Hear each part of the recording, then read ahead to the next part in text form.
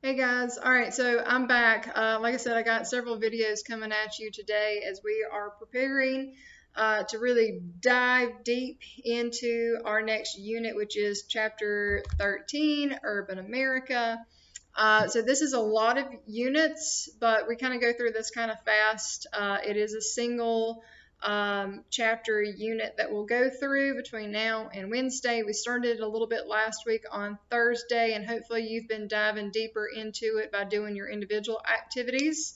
So I'm going to go over and talk about this. Essentially gets into section 2 and 3 with what's happening with the Gilded Age and the crime and corruption that's happening with big business, as well as not just business but government. So business and government are really kind of working together, unfortunately, against what is in the best interest of your average Joe, your lower middle class American.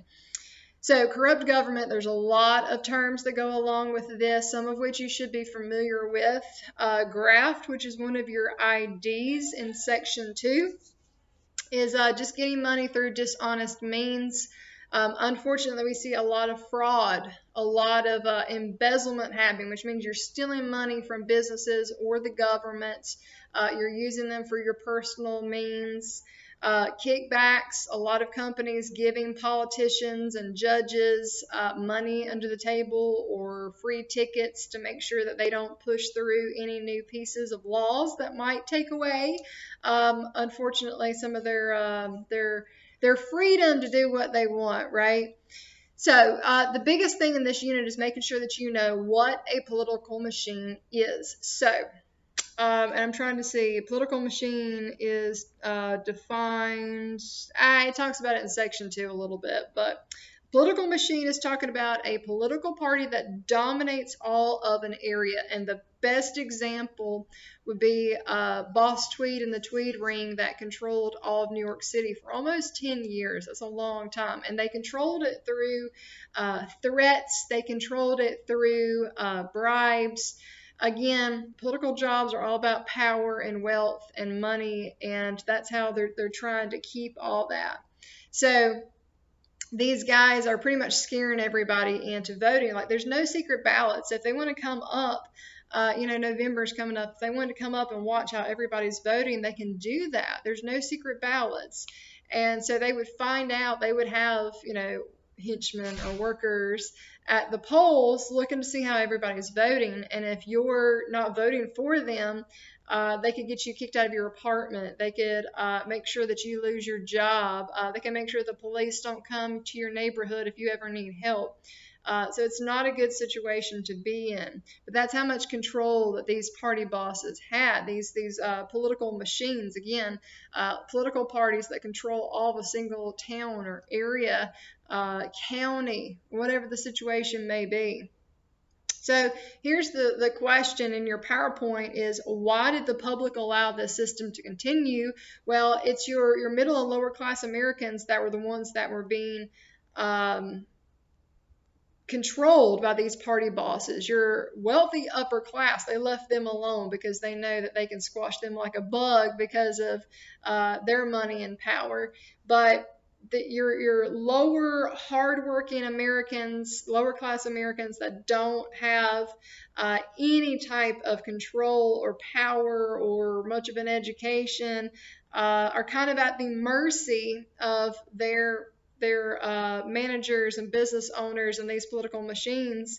And again, that vote could be a good thing or a bad thing, right? Like, if you vote for them, they might actually do something nice. They might pay your bills for that month. But if you don't, they could also make sure that you lose your job and get kicked out of your apartment or whatever else. A lot of cities are growing so fast that these political machines were allowed to thrive off of being able to offer services to people, and a lot of them, again, couldn't really afford to say no to something. So it's going to last for a while before we realize that this is something that needs to be squashed and taken out. So just make sure that you know Boss Tweed, Tweed Ring, They called it Tammany Hall, kind of the nickname given to the Tweed Rings location in New York. The guy that's going to expose all this, his name is Thomas Nast. Star that. He is a political cartoonist. He's actually the guy that gives us the idea of the donkey and the elephant for our political party mascots.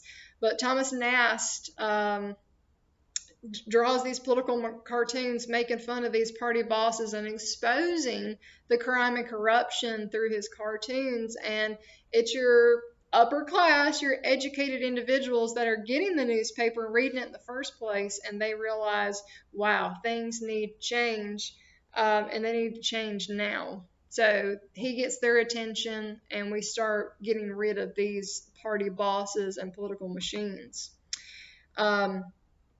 Another thing that we got to get rid of is the spool system. So the spool system has been in place ever since Andrew Jackson put it in.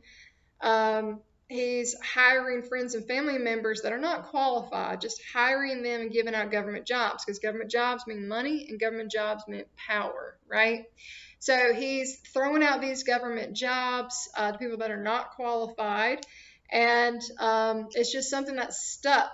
Well, sometimes bad things have to happen for change to come about. And Andrew Garfield is going to come in, and he doesn't give out government jobs. And not everybody is okay with that. There's a guy that thinks that he deserves a job and comes to confront Garfield and ends up shooting him, and he doesn't die immediately, but he's only 6 months into his presidency, and we realize from that situation, we got to clean this mess up. We got to get rid of the spool system. We can't have this continuing to lead to other assassinations. He's the second U.S. president to be assassinated after Abraham Lincoln. So he's not even in office very long. It goes to Chester Arthur, who his VP is, and it is Arthur that is going to establish what we call the Pendleton Act, which is pretty much establishing the civil service system, meaning you have to be qualified and meet certain requirements in order to get a government job. So the very beginning of the civil service system, the merit system, again, based on education and qualified requirements, mean that you can get a job, not because of who you know or how you know them, right? So it gives you a breakdown of the presidents. We haven't really taken a whole lot of time to focus on any certain president. We've talked about, we actually kind of started around Ulysses S. Grant coming in, and we have progressed from there and worked our way up to Garfield, Chester Arthur, Grover Cleveland. He is the only U.S. president to be elected twice, but non-consecutively.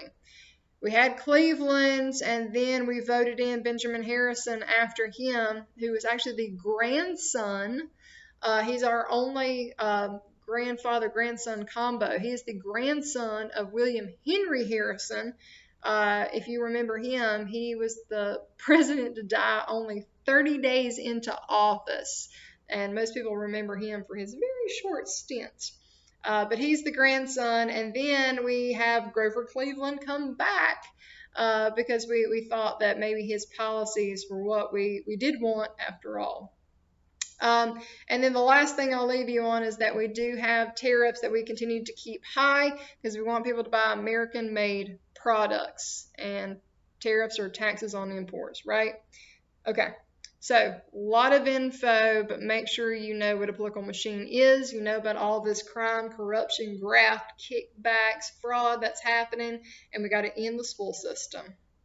So, remember all that.